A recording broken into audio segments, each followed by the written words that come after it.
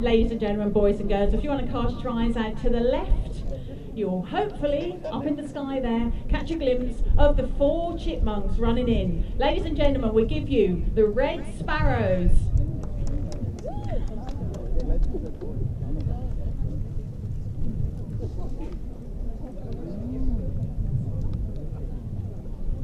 It's a very special year for chipmunks, being the 75th anniversary of the first flight. The first chipmunk was built by de Havilland, Canada, that took to the skies on the 22nd of May 1946. And after that, the rest is history, because it got great interest from all the military.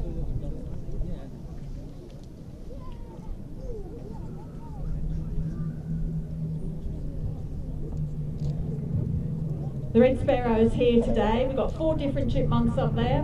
We have 2 in the traditional favourite red and white colour scheme.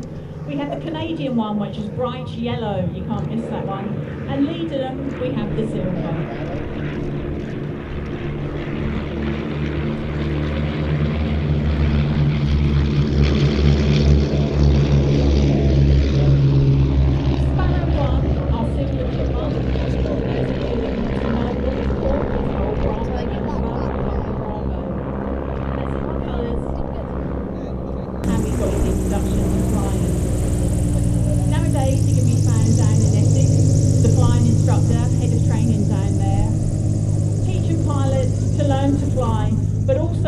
Up to things like the Harvard.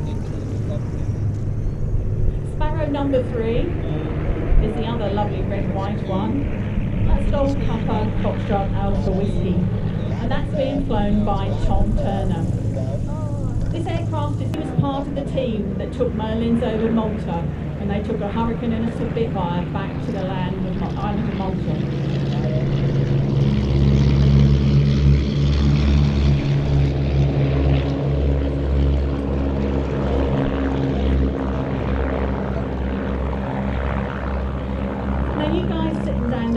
Thinking just how easy it is to get up in an aeroplane and fly around in the sky with your friends. Well, let me tell you, it's actually very difficult flying formation. The leader, in this case the silver one, is the eyes and ears for the team. He's the lookout, and he's the one that makes sure his wingmen keep safe. All the other pilots, they're not looking at their instruments, they're looking at their leader. And Phil here is leading them in for their last pass in a lovely line and astern formation.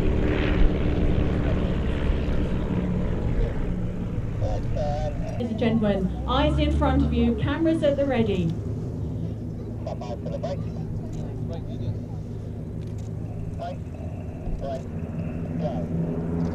As we give you the Red Sparrows break.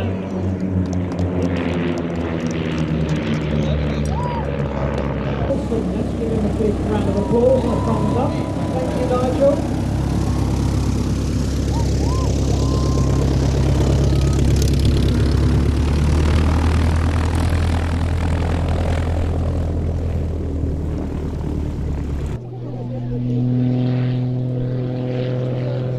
So this is Rich Goodwin with the Muscle biplane getting airborne immediately, showing us not just the effectiveness of that smoke system, but also the incredible power-to-weight ratio at his disposal with this aircraft.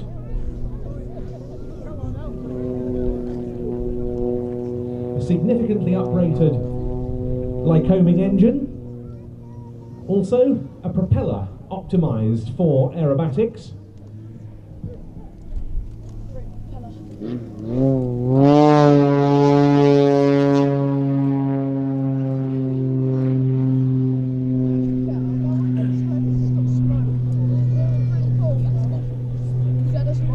Bringing it through there on the knife edge, and he'll now be accelerating.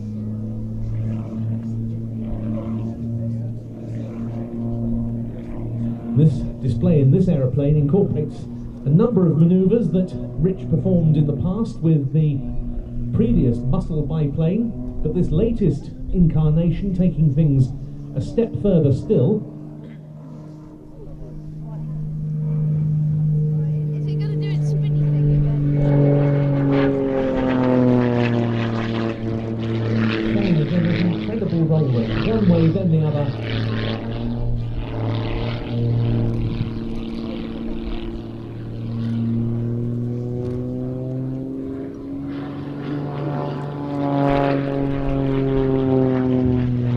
His aircraft first flew in 2019, and it's been in development, further development since then.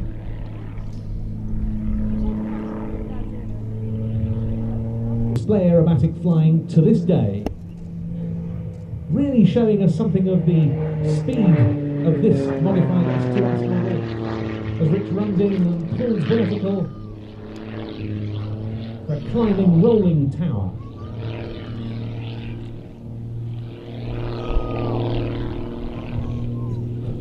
We talked earlier about the Yak 50 and the Cap T32 being very influential in World Aerobatic Championships. Well, in the 60s, 70s and even into the early 80s, various models of the pitch were still very, very competitive, particularly with the US team. Yes, indeed, and it's from that era that we remember so many great Pitts aerobatic teams, the likes of the Rothmans team, the Marlborough team, the Royal Jordanian Falcons, all mounted on the Pitts.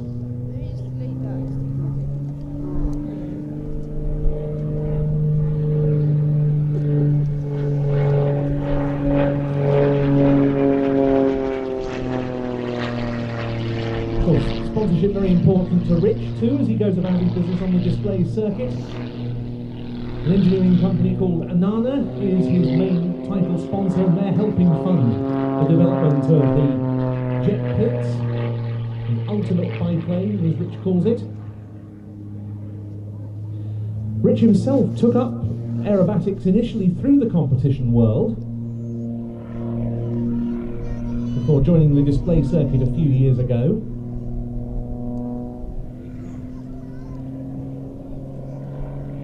Competition aerobatic flying, of course, Keith, a very different discipline in many ways to display flying, isn't it? Very much so. It's like, I guess you can compare it with dancing. You've got the freestyle form of dancing and the traditional competitive ballroom dancing. What the guys do today is very much freestyle, and they're not being judged on precise, accurate flying, but more entertaining the audience, which is exactly what they do well. Tipping in, and I expect to see him on the knife edge. A great photo opportunity.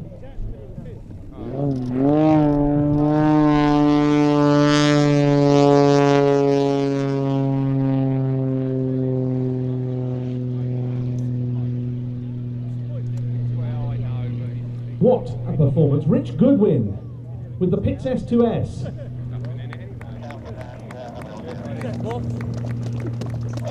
And while Rich positions downwind to land, after that's From them waving at him.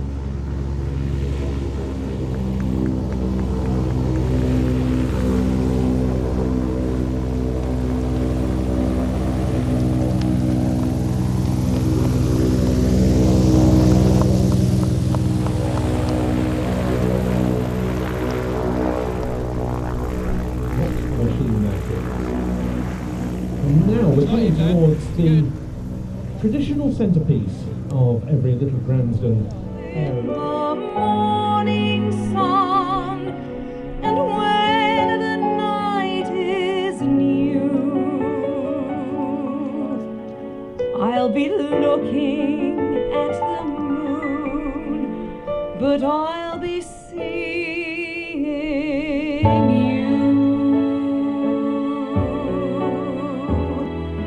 I'll be seeing you in every lovely summer's day, in everything that's light and gay. I'll always think of you that way. I'll find you in the morning sun, and when the night is new, I'll be looking at the moon,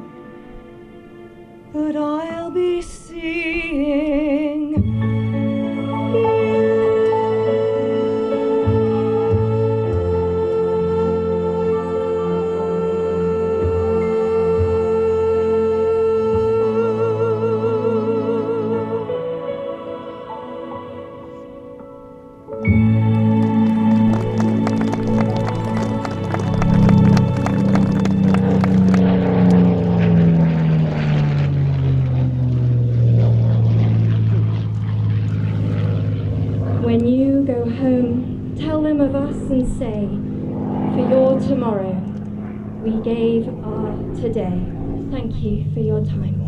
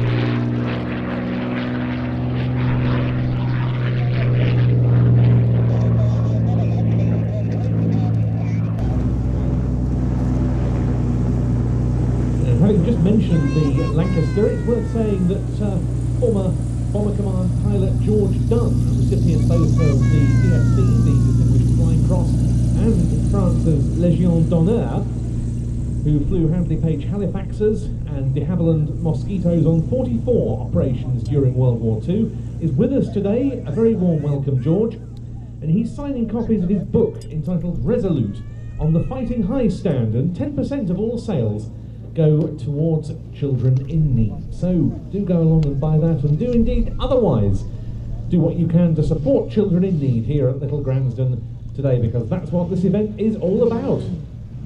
And ladies and gentlemen, to your right, something very different, a new perspective. Yeah, that's very well put indeed, Keith, and the perspective is one of the really interesting things about this display, because it is very easy at times to confuse the full-size extra and the 41% scale model. The 41% scale model actually has an extra passenger on board today because Pudsey Bear is in the cockpit. Generally flies that much closer to the crowd than the full-size aircraft, and that's why it can sometimes be possible to mix the two up. There goes the full-size extra EA300S with Chris Burkitt at the controls, and following it off down the grass we have the 41% scale model. Ratio of the full-size aircraft is about 0.75 to 1, which is impressive enough. The scale model has a thrust-to-weight ratio of 2.5 to 1, which means it is truly able to come to the hover and to perform some of the more extreme high angle of attack manoeuvres that are coming up in a little while.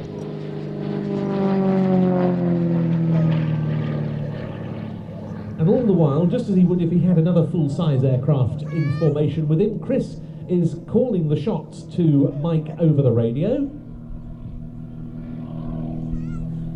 And this is a display that's become so well practiced over the years, and of course it's now complemented by the colour scheme, because they now match as well. The livery of the Global Stars team.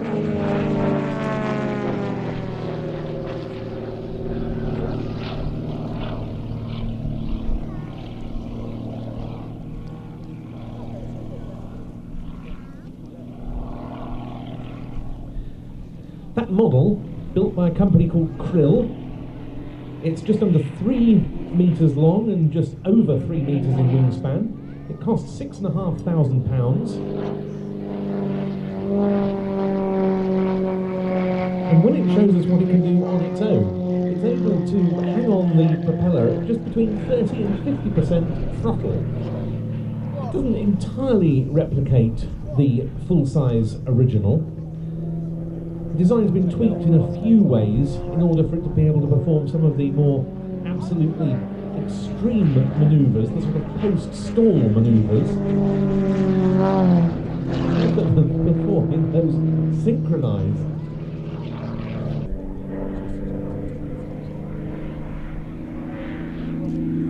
In for a break, towards each other.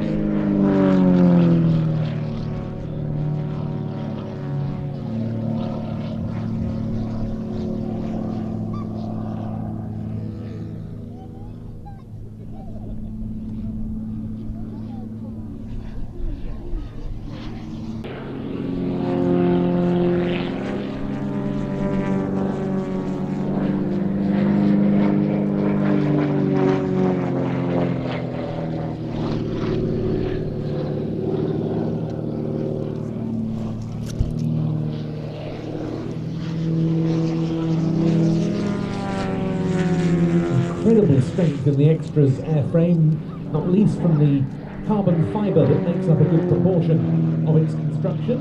Very light and very strong. That's exactly what you need for an aircraft like this. Chris has just called the join up. So Mike trying to match their speed as best they possibly can.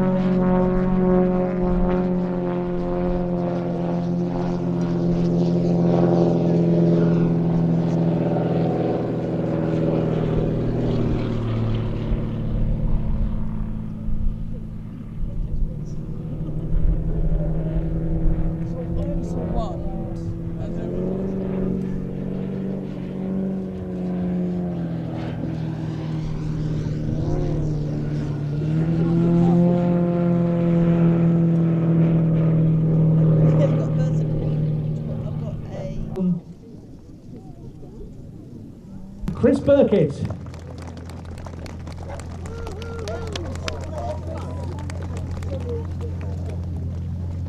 Programme today, which is going to be running through it. All goes to plan until before 5:30.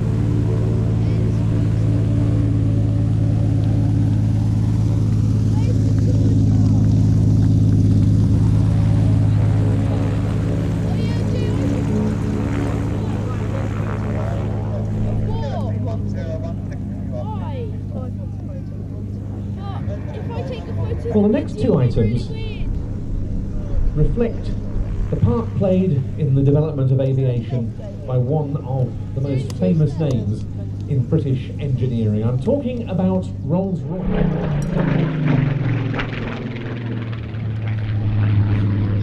And that much was typified by their very sleek, very high performance Spitfire marks, of which the last in wartime was this PR-19, came into service in 1944, powered by a Rolls-Royce Griffin 65 engine of more than 2,000 horsepower.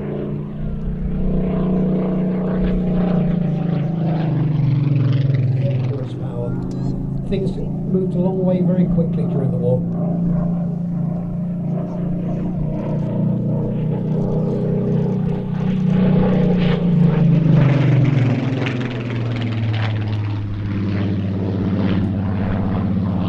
And this aircraft is a late war veteran. It was delivered to the RAF Central Photographic Reconnaissance Unit at Benson in Oxfordshire, the home of so many RAF photo recce activities in wartime. In January 1945, it was stationed in both Belgium and the Netherlands with number 16 Squadron on PR operations.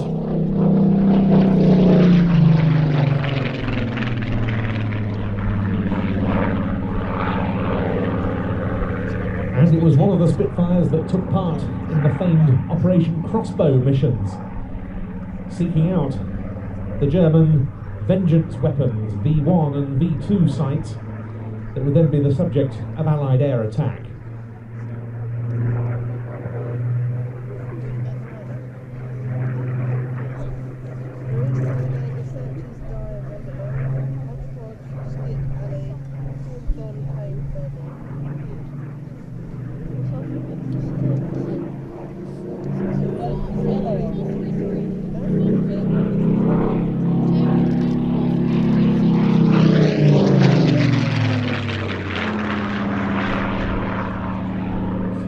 Aircraft flight, which later became the Battle of Britain Memorial Flight.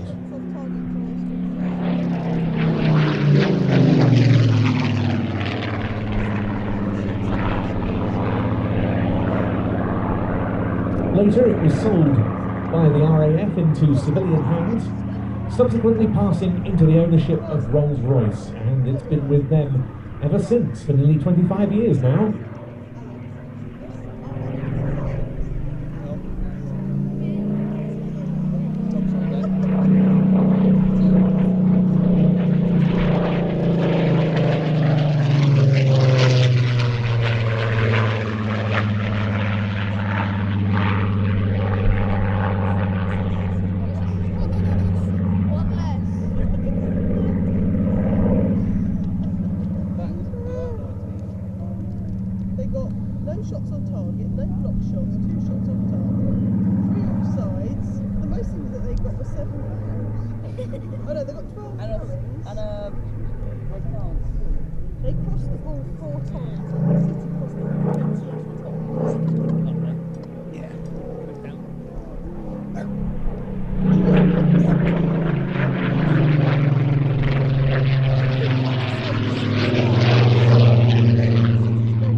P-51D Mustang.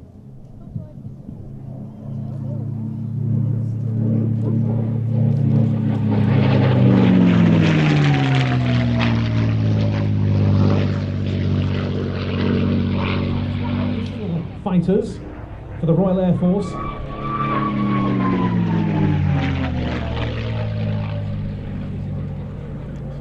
Selected the, at that stage, still to fly North American design over the likes of the already well proven Curtiss P-40, and how right a decision that proved. When the aircraft took to the air and first entered service, it was powered by the Allison V1710 engine.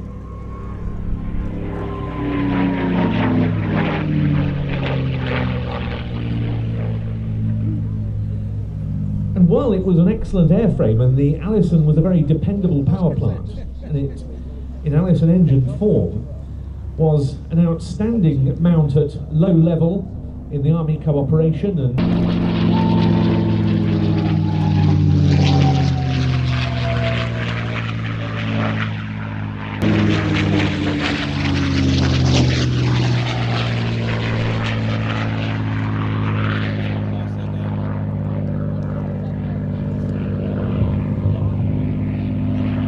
this aircraft, now in the colours of the famous 4th Fighter Group of the US 8th Air Force, based at Debden in Essex, and specifically the mount of its commanding officer, Colonel Don Blakesley.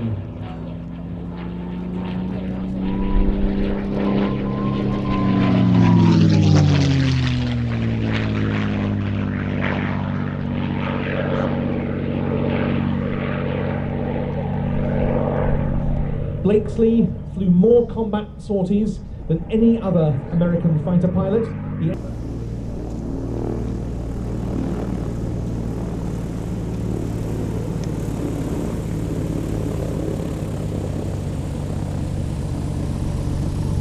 What can you see in his registration?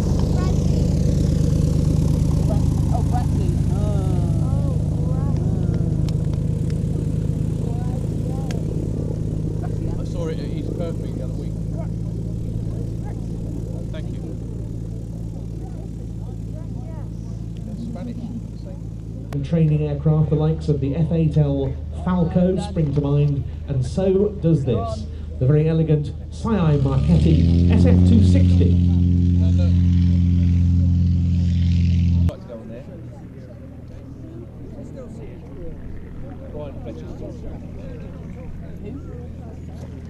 Brian Fletcher. Oh yes, making very nice use of the little Gransden bend. And you really can see there just what sleek lines this aircraft has. A type Couple of these with some F-16 pilots from Dead Air Force Base and learned to fly combat, which was a real experience. But they did warn me about the stall of the aeroplane, and when you've got a target right in the gun sights in front of you, the temptation is just to keep pulling and pulling and pulling, which is what I did, and I failed to unload it, and it stacked away to the right, and as if to say, do as you're told.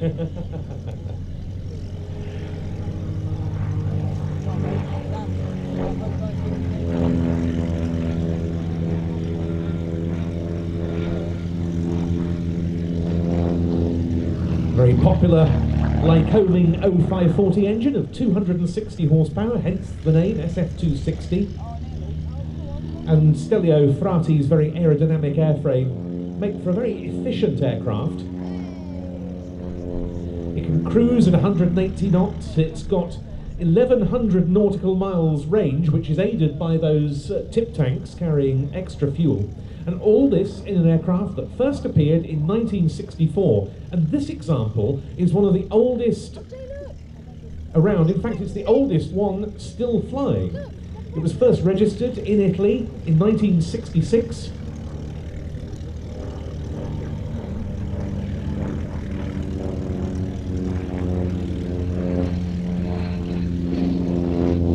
But despite its beautiful lines and futuristic looks, it's actually more than 50 years old, and that's quite spectacular. Those lines 50 years ago must have been something quite extraordinary. Yes, particularly on the private owner market, at whom this aircraft was also targeted. Yes, I mean the military would have been on side with it, but as you say, private owners would have been looking at this and drooling. Yes, indeed. It's something very different from what was being turned out by a lot of other manufacturers at the time. Yes, the idea of metal aeroplanes with round engines up front, lots of noise, lots of fuel burn, and then you get a chance to fly one of these. And the handling characteristics are absolutely beautiful.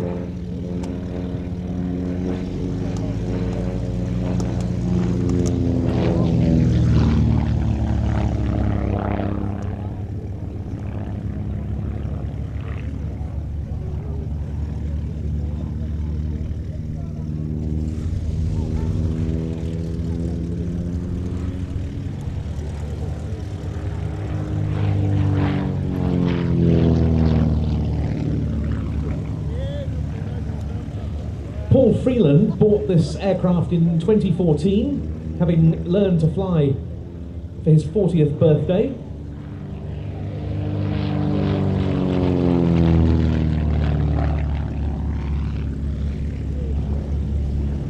And he's had the aircraft registered as GRAZI, Grazie, his Italian thank you to those who have helped him on his way to become a display pilot, an ambition he achieved in 2018. You don't need to be a military test pilot with thousands of hours to join the display scene. It's perfectly open to the talented private pilot with a suitable aeroplane and the suitable levels of ability.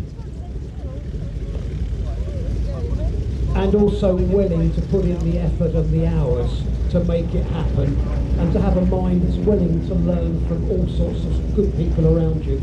Exactly right, and that's what everyone who makes it on the display circuit has done. They've, as you say, put that time in and just learned like a sponge from everyone they've experienced on the circuit.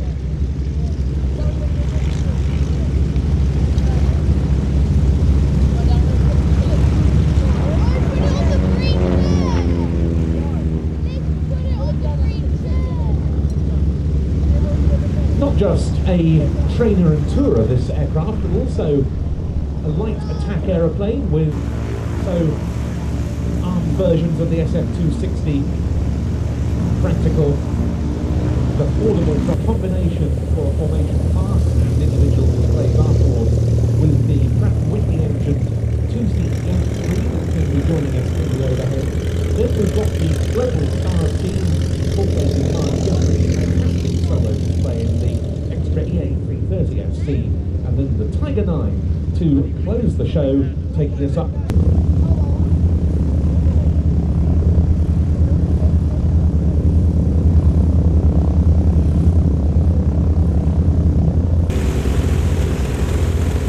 There go the Gypsy Pair. That's a reference to the fact of the British Army in 1957. Cat 10 getting airborne, that is going to go off and hold while the Oster and the Chipmunk display. And meantime, Paul Freeland.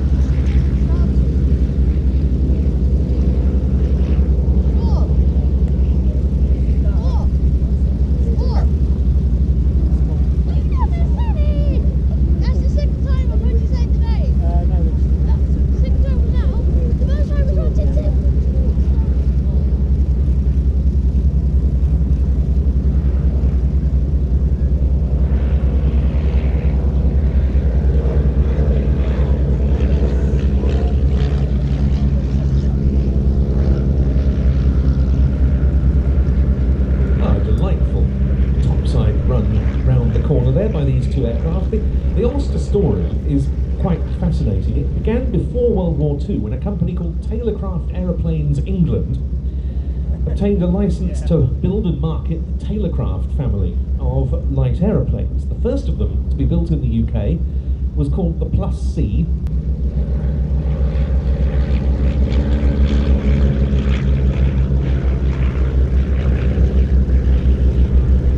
That was because the Air Ministry recognised that this small, slow-flying but very agile light aeroplane could operate in what was called the Air Observation Post role, providing over-the-horizon artillery spotting to the British Army and other Allied forces.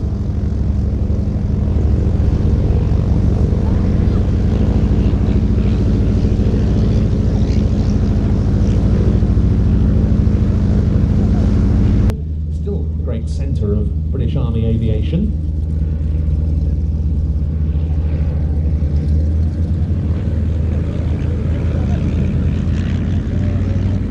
Hale bought the aircraft in 2012.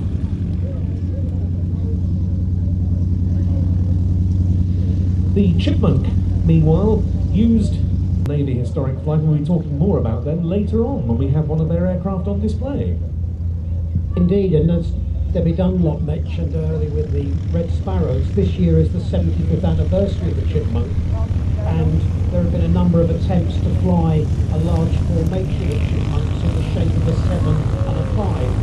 Unfortunately, both efforts have almost succeeded, but not quite. But thanks to the wonderful assortment of former Chipmunk, military Chipmunk instructors who are still flying today, each of the aeroplanes is licensed qualified instructor in the back, making life a great deal easier for the civilian owners. And hopefully in September we're finally going to get a big 7 and 5 together to celebrate correctly. Yes, there are some absolutely legendary names still. Back to 1973, but it's been extensively refurbished in recent years to this absolutely beautiful standard and put into the characteristic markings of the Tiger Club with the red and yellow sunburst. Yes, very reminiscent of the old stomps they used to operate. Oh yes, exactly. A lovely steep wing rock there, 90 degrees to 90 degrees.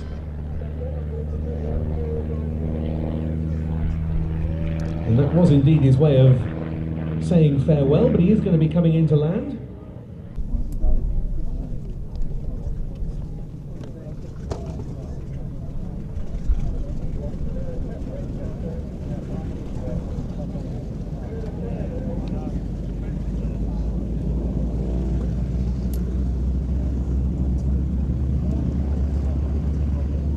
Well, now it's time for moving on from someone in his very first display season to the most experienced men in the business, and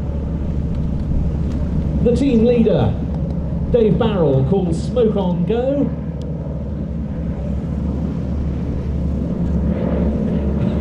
And then puts it on.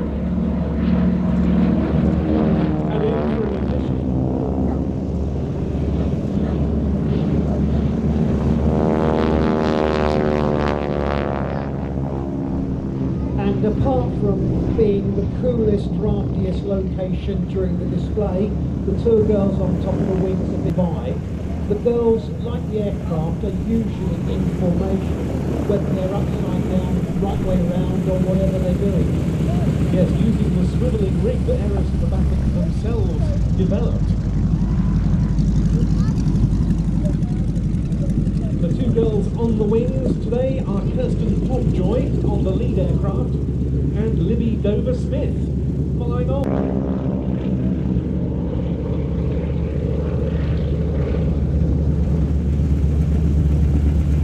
And you can see that the lead aircraft is in the characteristic orange livery of Aero Superbatics, the operating company behind this team, which isn't currently with a title sponsor. Whereas the second aeroplane is in their corporate wing walking livery, because you can now go and wing walk with the team at their beautiful former Royal Flying Corps First World War airfield at Rendcombe in the Cotswolds. As I said, Dave leading the pair, and we're very privileged today to have as number two the man who founded this team, one of the great showmen on the display circuit, Vic Norman, the most experienced wing walking pilot in the world. Now they come in towards us for the break, cameras ready, give them a wave because they have a fantastic view.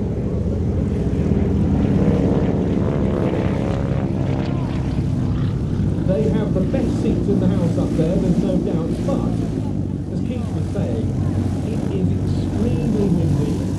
The G-forces to which they're being subjected are considerable. That's before you consider the bumps and flies on your teeth. Those young ladies are very fit, and they need to be. They do. When you look at their CVs and their interests, a lot of them are into things like gymnastics and yoga, circus arts and so forth. Sorry, Keith, yes. Yes, they certainly are, but more importantly, they are completely enthusiastic. They love their jobs. Absolutely love them. Here they come from the left. And from the right. Coming in across the display centre.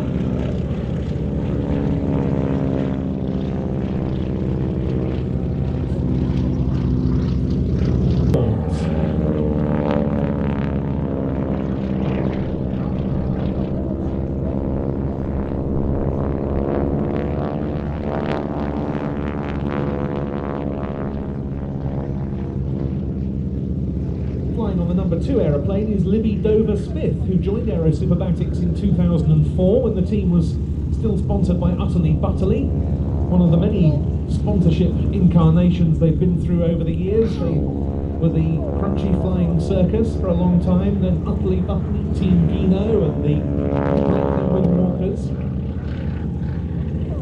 And in these guises and their current one, they have performed all over the world. You've accompanied them on some of the UBB for Utterly Butterly Barnstormers.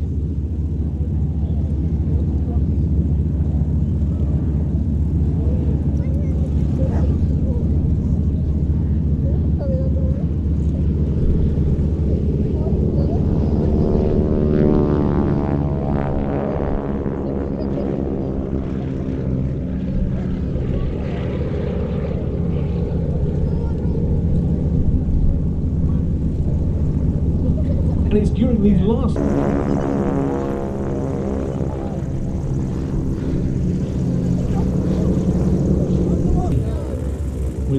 S2S. He's going to be heading back to down at Earl's Cone. And if you fancy riding in the back of one, it's one of 2 places in the UK, I think, maybe more, but certainly their website at Earl's Cone is worth a look.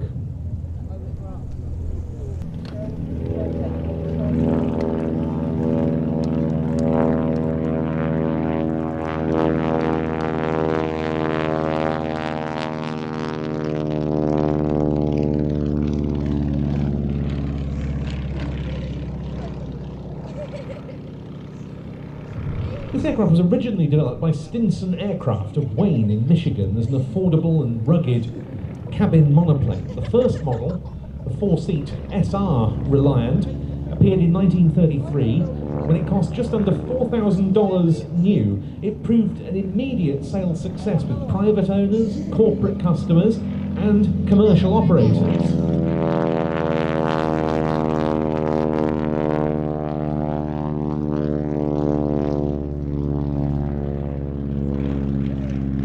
Well, that design was constantly updated. The first few models, up to the SR6, had a straight wing, but then from the SR7 to the ultimate SR10, they switched to the gull wing configuration of design that we see on this one, which was introduced in 1938.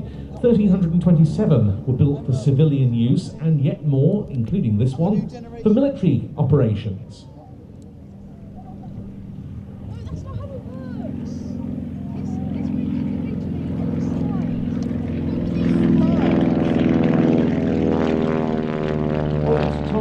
Very much a gentleman's aerial carriage. It was quality. It was almost the business jet of today. They were luxurious inside, travelled long distances in comfort. Yes, and a very capable aeroplane for military purposes. The US Army Air Corps and Army Air Forces of World War II impressed civil reliance, mostly as the UC-81 utility transport, and then came the AT-19, which was developed for the Fleet Air Arm of the Royal Navy as a navigation trainer known as the Reliant 1. Final pass from the Reliant.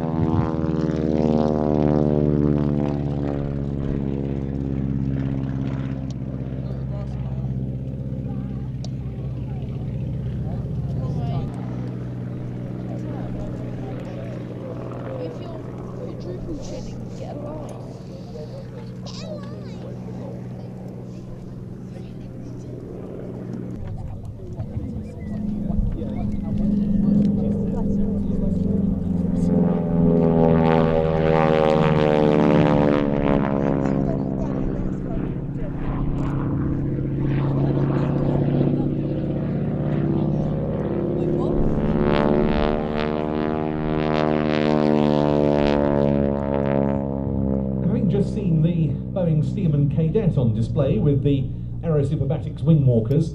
This was the aircraft that successful trainees would hopefully move on to at the advanced stage of their instruction as pilots, following on from the primary element.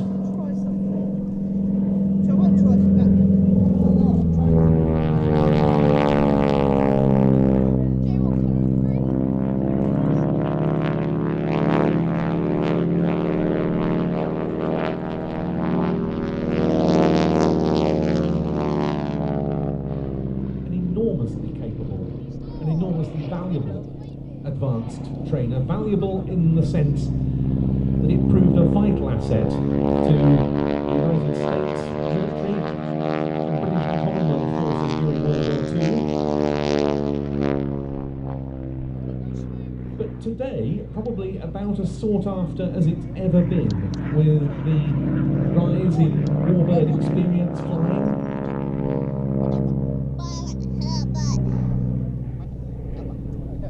But it's a very capable aircraft in its own right, but it's also a superb training platform. It demonstrated it during the war, when Commonwealth RAF and Commonwealth pilots trained overseas and then came to the UK and converted to single-seat fighters, something which is being mirrored today by warbird pilots. And not least by this very example, named Wacky Wabbit. this has been used to bring on many new Warbird pilots in recent times, and among them the co-owners of Hurricane V7497 that we'll be seeing later on in the programme.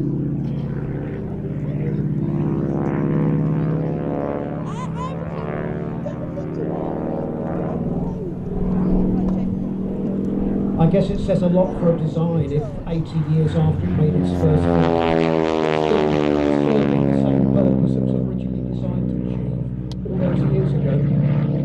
And that was apparent right from the start in 1938 when the first Harvards, albeit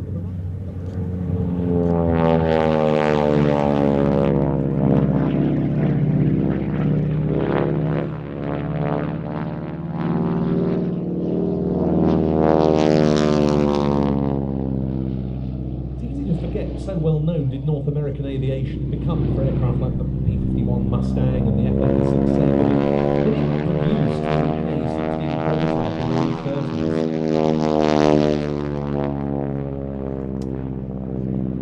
it was a relatively new and inexperienced company, and so in some respects placing such a big order for Harvards, as we know the type, the T6 Texan and AT6 Texan to the US Army Air Forces, or the SNJ to the US Navy, might have been seen as being a bit of a gamble, but not so.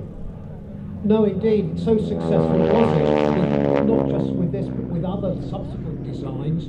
North American had to redirect their production. The Harvard was manufactured in Canada by CCF and elsewhere, just to free up production space elsewhere in North America. Yeah, absolutely. This, as we say, a CCF built Harvard. Nordine, best known for the Norseman, was another Harvard.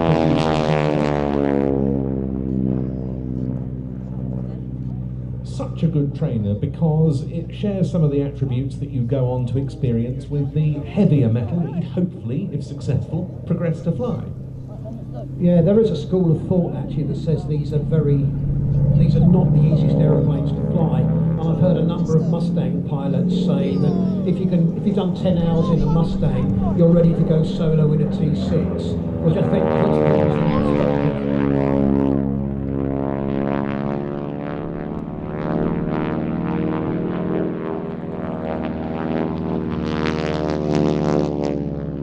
Yes, you could also fit them with guns and practice bombs and so forth for armament training.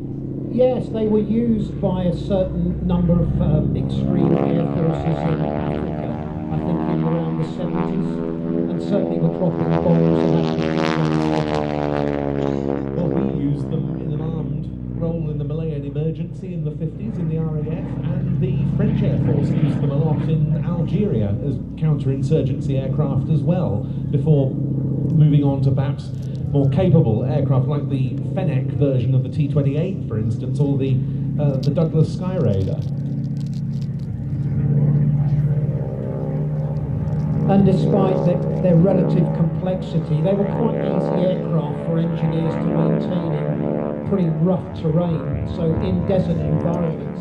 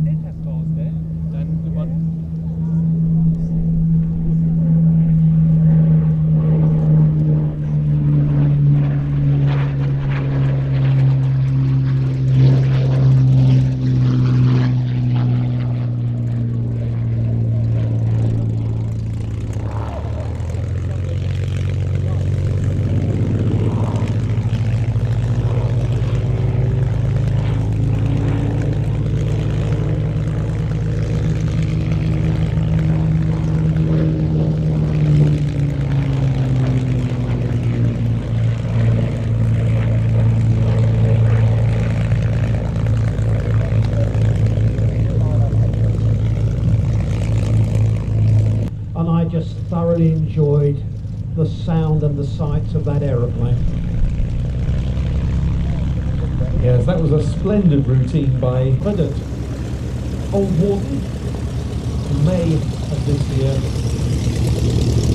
He's got those same abilities to bear in flying the Hurricane for us today. A beautiful exhibition of his cherished aeroplane. Right, that Buzzie's going to take off at us, so I'm going to go and get it.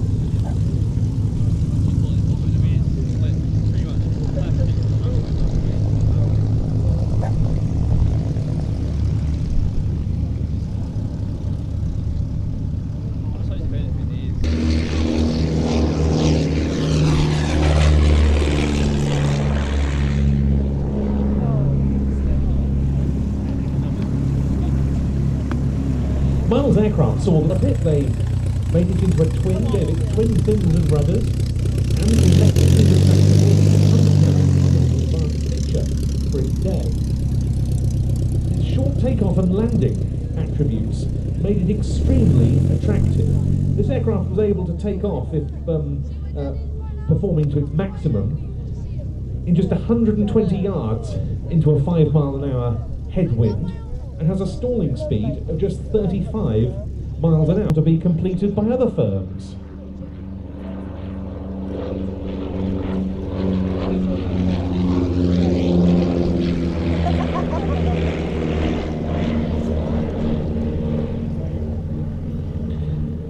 Powering this aircraft, a pair of 100 horsepower Blackburn Cirrus Minor 4-cylinder piston engines, giving it a top speed of some 150 miles an hour at sea level. The Gemini attracted a very wide mix of operators. It found favour with some light charter firms and air taxi operators, as well as other businesses and private owners. Among its famous users was Shell Aviation, which had a Gemini as its corporate aircraft.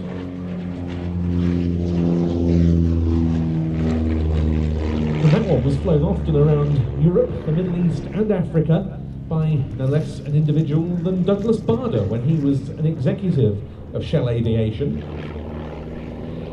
There's another famous name associated with the type.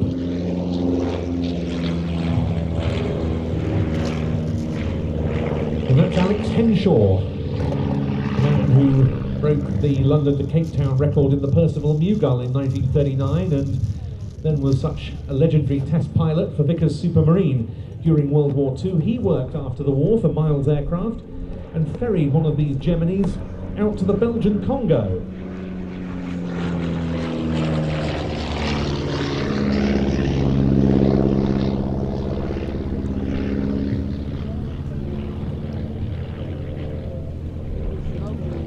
One should also remember how successful they were post-war in air racing, certainly in the late 40s and early 50s, with King's Cup successes in numerous years. Oh yes, definitely. Nat Summers, one of the great racing pilots of the day, won the 1949 King's Cup in a Gemini with Gypsy Major engines.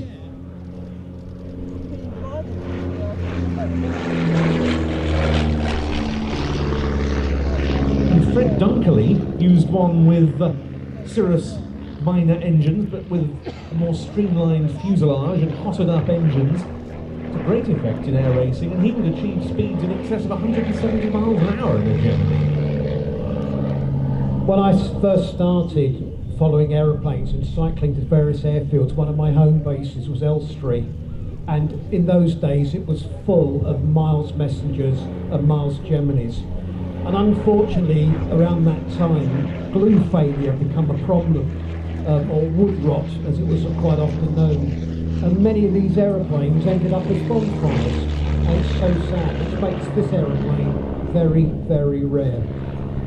It is. It's currently, I think, well, certainly one of very few in airworthy condition. It was first registered in October 1947. It had a whole succession of private owners since. One of them, a Mr. Clement Spencer Thomas of Hunedon in Bedfordshire, had it from 1948 to 81, and this was raced itself as late as 1981 in the King's Cup, which was held at RAF Finningley that year.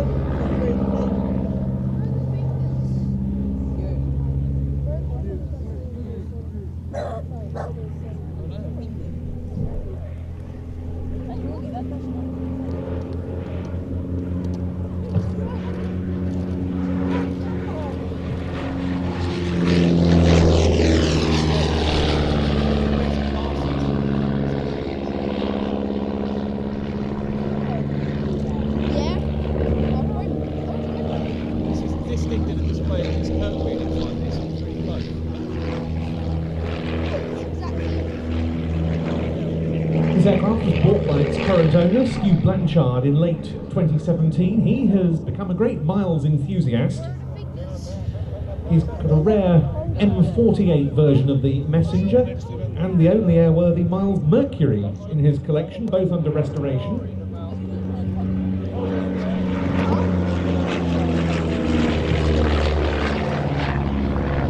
That Miles Mercury, was it the one that used to be in Stauning in Denmark? In Denmark, yes indeed, yes. Yes, beautiful aeroplane. Yeah. Yes, very much looking forward to seeing that on the scene. In fact, I should be going and seeing it in Stu's workshop next week in Hull.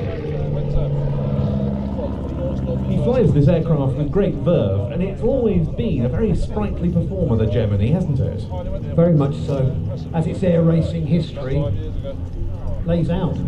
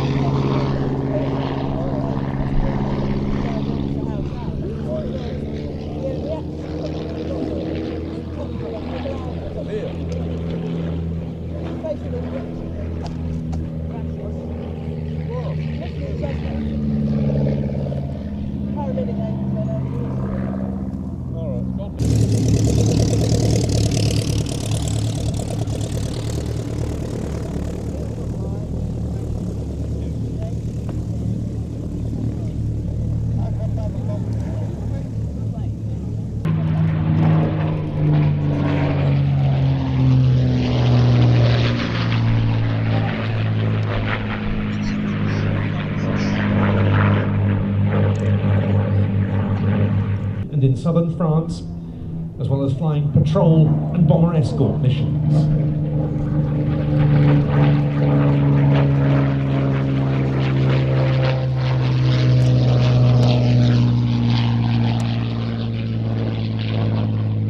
The Mark V Spitfires and stayed in Northern Europe when the 31st and 52nd Fighter Groups went south.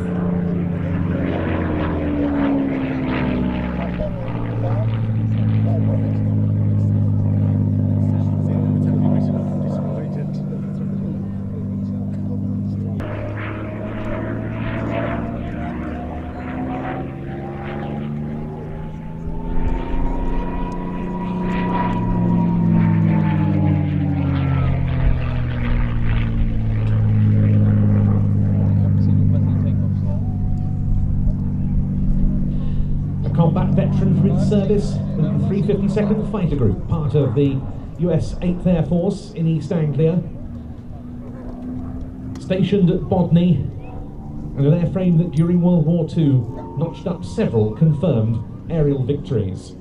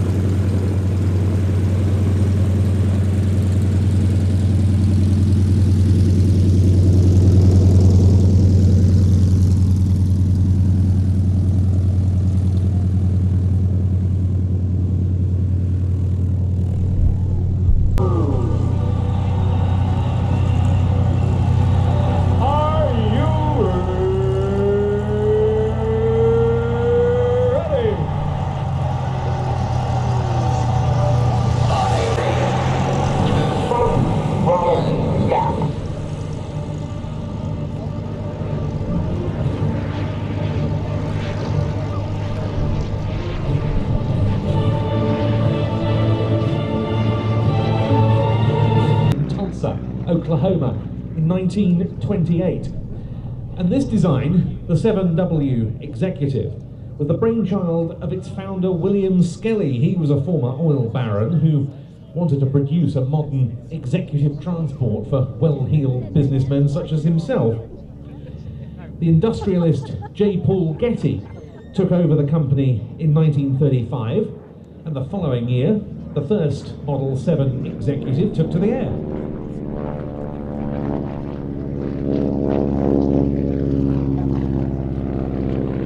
That aircraft had a Jacobs engine of 285 horsepower, but that wasn't felt to be enough, so it was replaced with the proven 450 horsepower Pratt & Whitney Wasp, and some very quick work by the company produced the 7W model. Its performance with that engine was quite amazing for its day, and 7Ws like this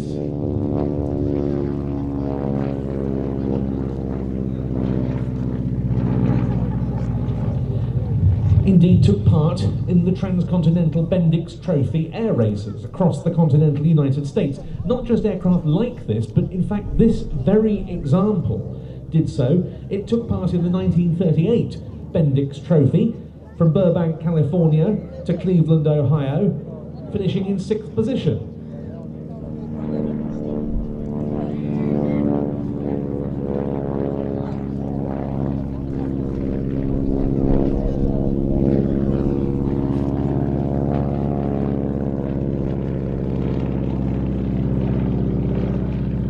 The aircraft had a max range of somewhere around 1,000. Attractive pair of aeroplanes. We saw one of them getting airborne a little while ago, go and join its fellow fighter, and there they are off to our left. The Hawker Hurricane 1, operated from Duxford by Hurricane 501. Accompanying it is an aircraft that's making its debut here at Little Gransden in its new ownership.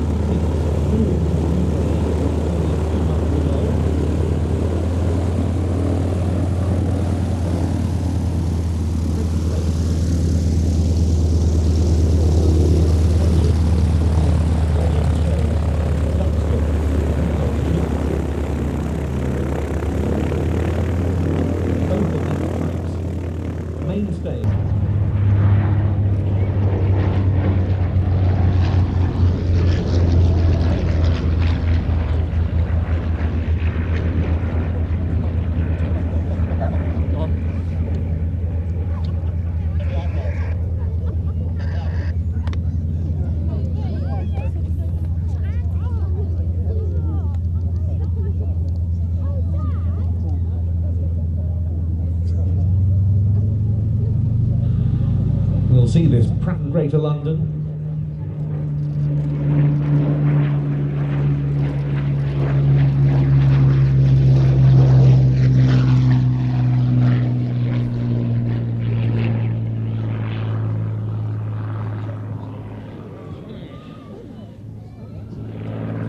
It was allocated in part as an attrition replacement to make good earlier combat losses, but this aircraft added to the numbers of fighters lost.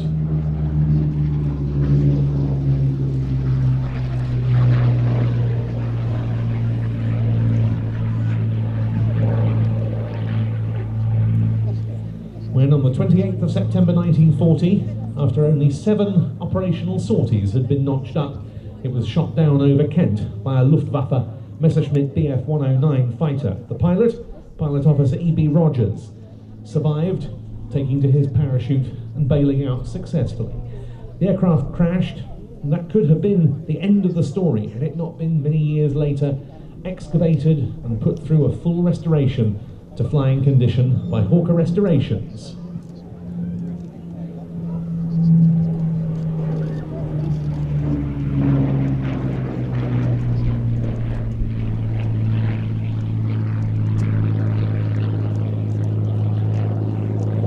Took to the air again in the summer of 2018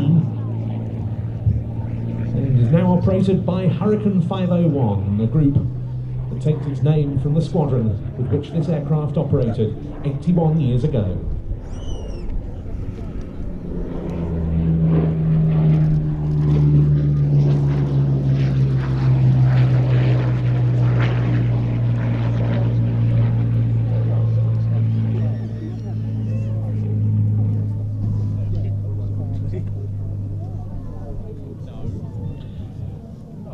The aeroplane is owned by a group split three ways. The majority owner is Dr. Peter Kirkpatrick. Also with him in the group, Hawker Restoration still own a share of the aircraft, as does Dr. John Thorogood, son himself of a Second World War Hurricane pilot, and who converted onto this very aeroplane in recent weeks.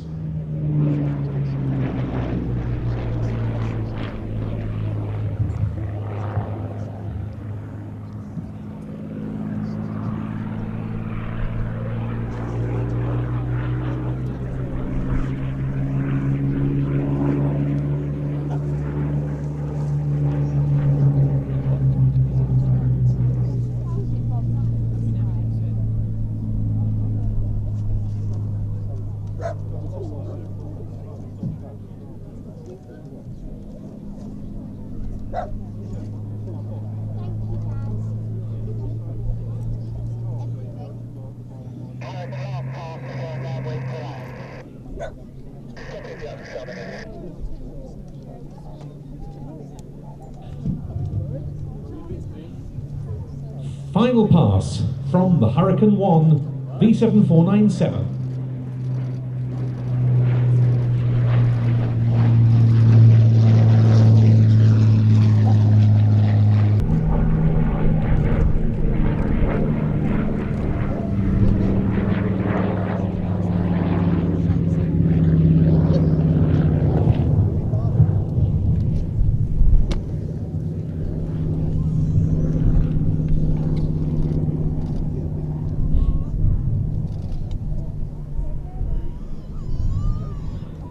The engine up front today is a Pratt & Whitney Trim Wasp, developing 1,200 horsepower. And people would say, well, that's not what was originally on them when they served on the Eastern Front. But in fact it was. It was a Soviet license-built version of this engine. So what you're seeing is pretty authentic. And sounds absolutely beautiful.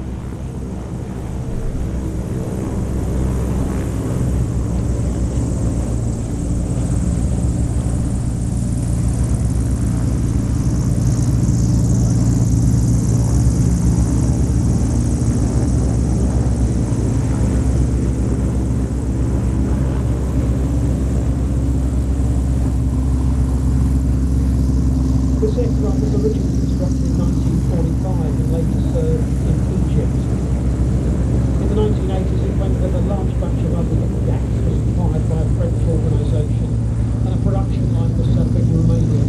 As I say, this one was the prototype, and a number followed afterwards, and some of them are still around, still available. Do you know where they are then? Do you know where the other aircraft are? From this particular production run, the Capel Aviation, in two groups. The first of three, with extra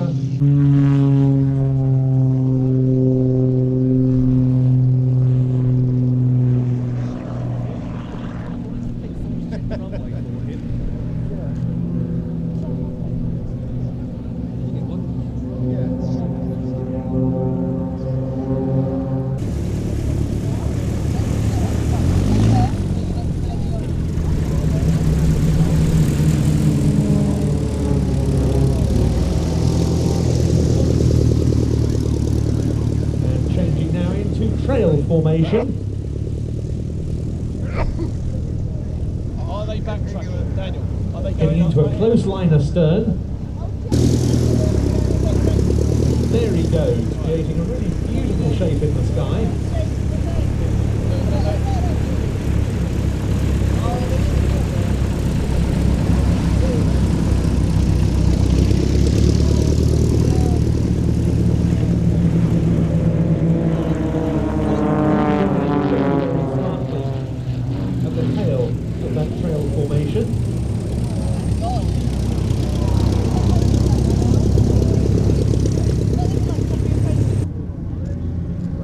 Ready for the break.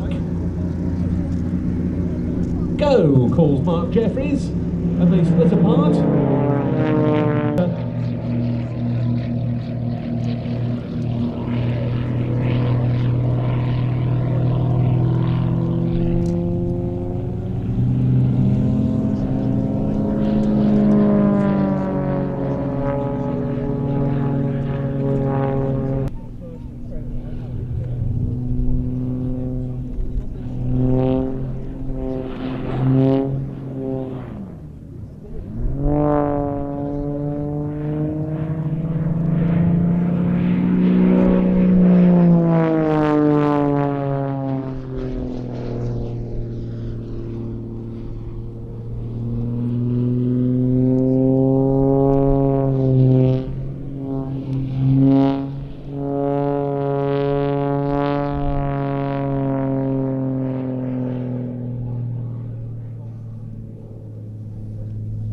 think many of you who are regular attendees at Little Gransden are used to seeing the global stars and used to seeing Mark Jeffries perform.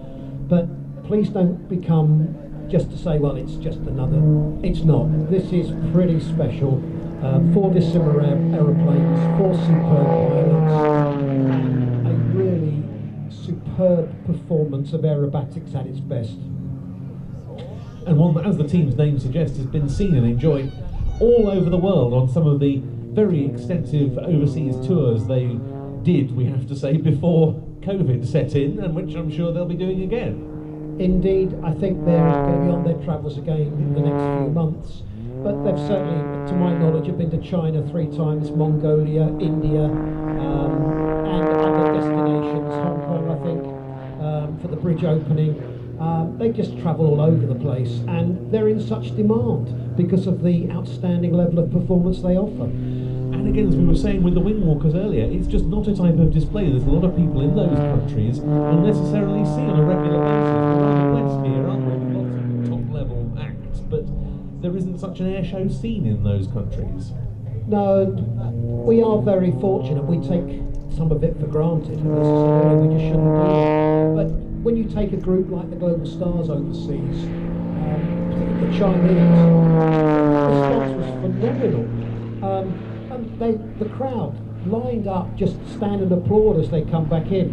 And they were doing 2 or sometimes 3 performances a day for different TV slots, and it was relentless in hot weather. But they soldier on.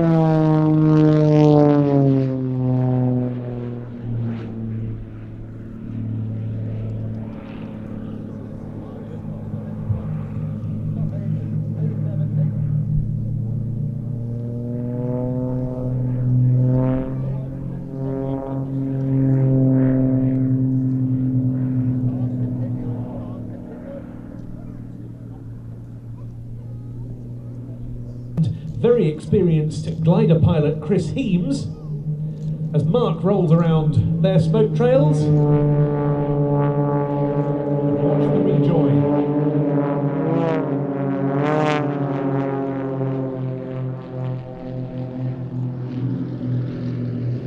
Straight into box again.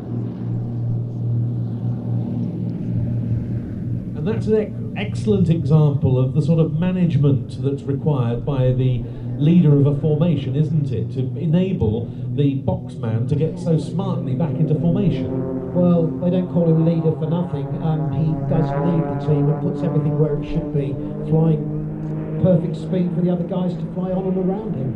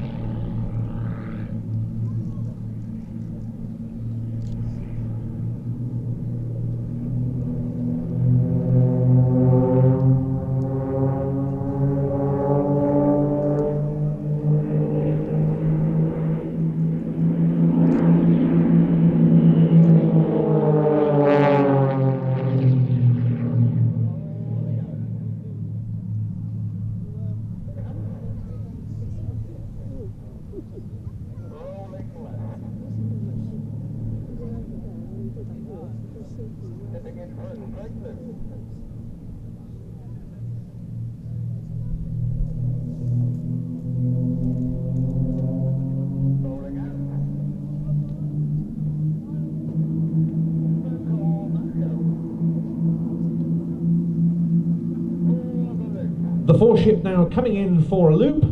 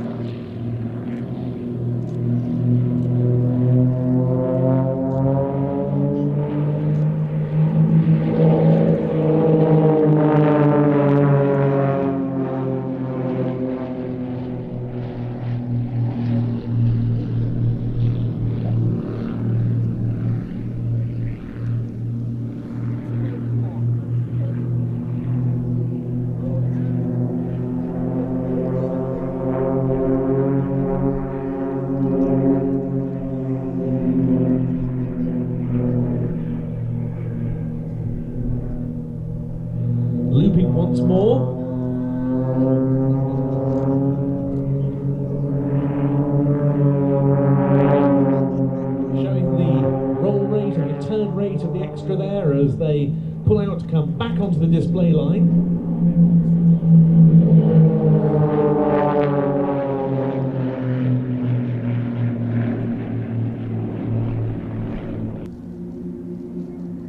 Pulling up in unison, smoke on, continual smoke this time rather than dotty.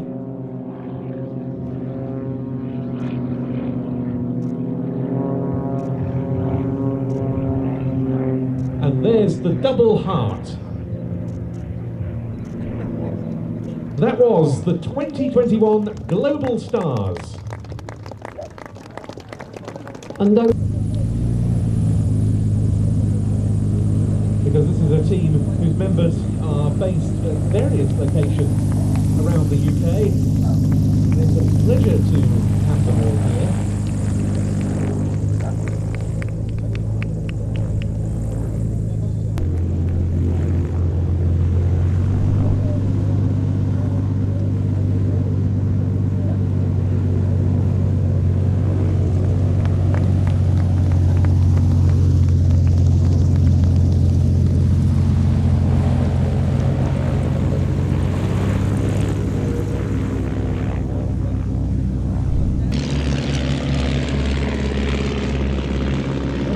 Temple in the oldest type of in the whole world.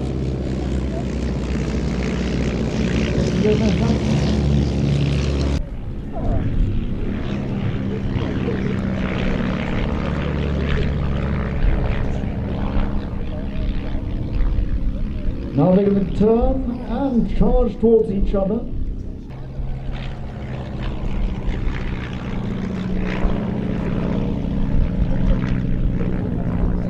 Now cast your eyes up to, and they're braking.